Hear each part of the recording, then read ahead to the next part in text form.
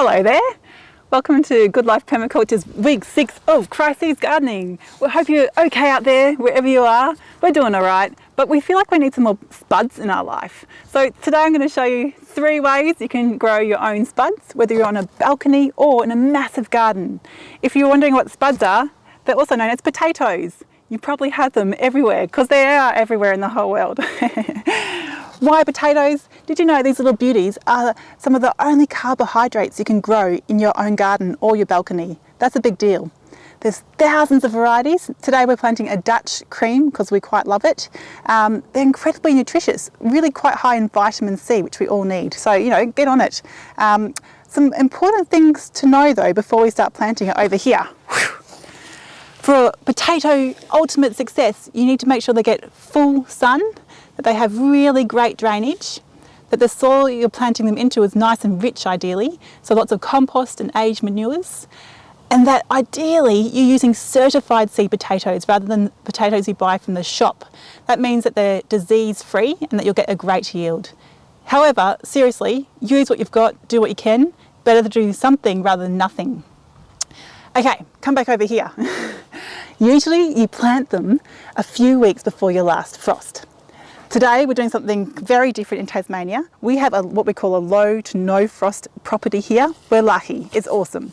That means we're coming into late autumn now. I'm going to be planting a crop here which will overwinter. It won't be impacted by frosts, and we'll harvest them in spring sometime.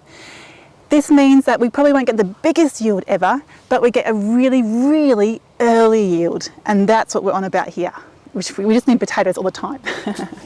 Okay. Number 1, for people on the balconies or courtyards or tiny spaces, this one's for you. Growing the potato in the pot. You can do this. Instead of a pot, you can also use a hessian sack, yeah, a pillowcase. I think you could actually use it as a pillowcase. You can also buy what's called a tree bag from your local nursery. But you know what? Use what you've got. You've got something in your home or your property. I promise you, everyone's got a pillowcase. So what I've done here, I've put in how much? It's around a finger's depth worth of nice quality soil. I've got a bit of potting sand in there, compost, and some garden soil. I'm going to get 2 potatoes, but first of all I'm going to show you what's going on with these potatoes. They're slightly green. That's cool because they've been aging and they've been a bit exposed to light. They've got these little sprouts coming out of what we call their eyes. This means they're starting to grow. Yeah, this is what we want. We want to look for these ones when we're planting. To get planting, I'm just going to put 2 of these in here and come closer so you can see. I'm putting them so their eyes are facing up towards the sky so they have the best chance to get up quickest. Then I'm going to backfill them. You stay there. I'm going to backfill them with some soil, but not the whole pot, yeah? Just enough to cover them. I'm going to pat them down. So that's all we do at the moment, and then I'd water that in just once and not too much. And within a very short amount of time, you'll see potato leaf coming up. Once it's come up a few inches, you're going to add more soil into there and mound it up around the leaf. And you're going to repeat that process. So you just add a little bit of soil at a time, gradually, until your pot is full and the potato leaf is all around here overflowing. Because potatoes, the roots will go down a little bit, but they actually set their potato, you know, the potato bit to the side of the leaf and above it. So we can slowly build up, and we get more and more potatoes as we go. That's what we're on about. This can obviously be moved around. So we need full sun. If you're in an awkward space of a courtyard or a balcony, shift it around to get maximum sun that you can. Of course, if you're in your garden, you can just plonk it in the fullest, sunniest, spottest, and just make sure it doesn't dry out too much if it's got a black container, because that's, of course, will attract lots of sun and it can get too hot in there. So you've got to moderate that temperature. But you're smart, you'll work it out. Okie dokie. That's how you grow in a pot. It's so easy. When it's ready to harvest, I will just, while we're here, we'll talk about that. The plant will die back, yeah? And the leaves will go brown. It'll look like it's sick and dying. That's a good thing.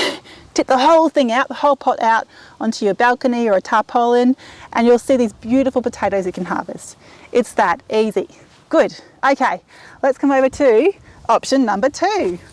If you've got a bit more space in your garden, then you can have a larger patch like you can see behind me here, and you can grow directly into the ground.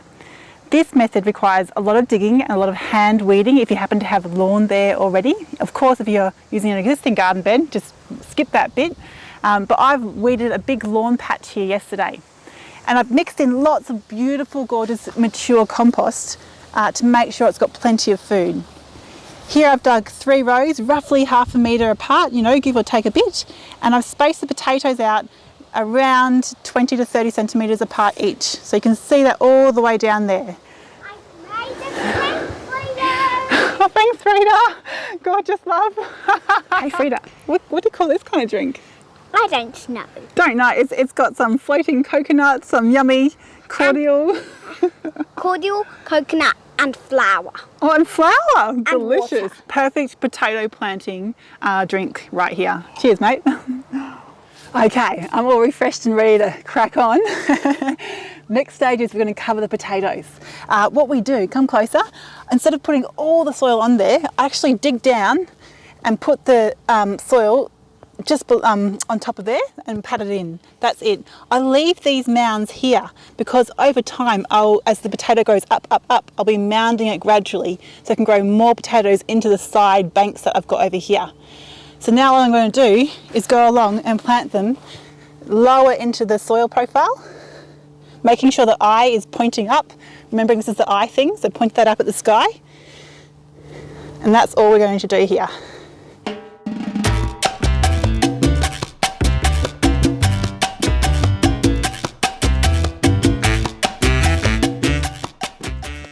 All right, Frida, my little helper, and I have finished planting the potatoes, and you can see the finished product behind me. We still have really distinctive mounds going on. That's a good thing. I'm going to water it in later on, but basically I've finished. Over time, gradually, as the potato leaves grow up, I will take some soil from either side of the mound and push it down, just slowly. Eventually, that means this whole bed will be flat, like a normal garden bed. And over winter, which is for us what's going to be happening shortly, I might do some thick mulching if I feel like there's some little frosts coming. I mentioned earlier we don't really get frosts on this particular property, but we're always prepared just in case, that we can throw down a bit of mulch and that will protect the little baby potato leaves from getting burnt from frosty hands. Okay, so that is another option that you can do. But the third option is actually what we call like a bit of a no-dig potato garden. So you can see this grass in front of me right here. We can build directly on this with no digging.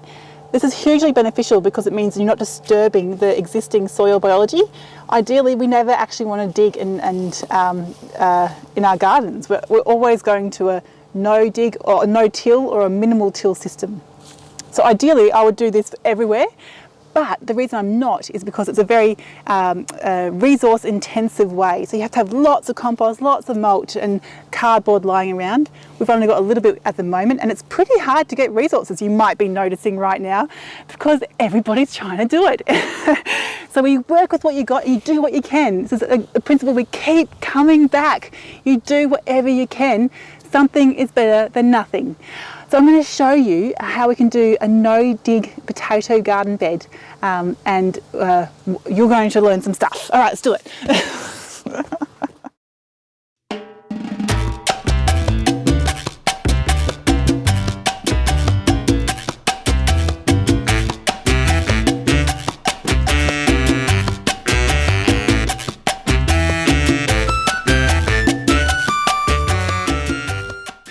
Alright, so you've just seen the full process of making your own no-dig potato bed. We started with the cardboard layer overlapping really thoroughly so no grass can creep up through the gaps. That's really important. And we watered that in and then added alternating layers of mulch and compost. Watering in the mulch layer every time. That means we don't have to water it in after we plant it. That's important. You can see on top we've spaced the potatoes out roughly 30 to 50 centimetres apart. It's nice and flexible. And the next stage is planting stage. To do that, we dig a hole all the way down to the cardboard layer. So nice and deep. It's it's really important the potato doesn't get any sun on it, because that's what makes it green, and you can't eat green potatoes. So I put it all the way down. Woo! Goodbye world. Cover it up and it's done. So I'm going to go around and do that all really thoroughly for each one. It's very gorgeous. I'll finish it off later. But you get the idea, it's really straightforward and there's no digging, which is the best thing for your soil health. We've done it 3 different types of things here now, so that you can see how you can plant potatoes. So what is next? Importantly, as the crop grows, only water them if they need it. If you water it too much, it can often cause disease and other problems. Next thing is when they actually flower, that's the time you can feed them. You can do a liquid fertiliser of seaweed or compost or weed tea, and to fertigate, which is fertilising/irrigating at the same time. You can harvest once the plant dies back, so it's nice and brown, or you can bandicoot harvest, which means you can start to harvest the baby potatoes before it's fully mature. They're delicious, it's gorgeous. So a bandicoot is like a little animal that burrows down and gets the potatoes as it wants it. Once you do harvest them, dry them off thoroughly and then store them in a dark, dry space, in your kitchen cupboard or a shed, whatever you've got available. And as I mentioned before, never eat green potatoes. They're poisonous, not a good thing to do. And finally, always practice crop rotation. Potatoes are in the nightshade family or the Solanaceae family. If you plant them in the same spot every year, soil disease is likely to happen. So wait a few years in between planting potatoes in the same spot again. So there you have everybody. You can plant potatoes in a pot or a pillowcase even. I've never tried that, by the way, but have a crack. But this is your friend if you live in a balcony, an apartment or a tiny courtyard. You can do a no-dig method, which is our preferred method because of soil health, or you can do an in-ground method is if you can't get access to all those resources that you need for a no-dig option. The main thing is though is that there is a solution for everybody. Potato is your friend, we are your friends, good luck.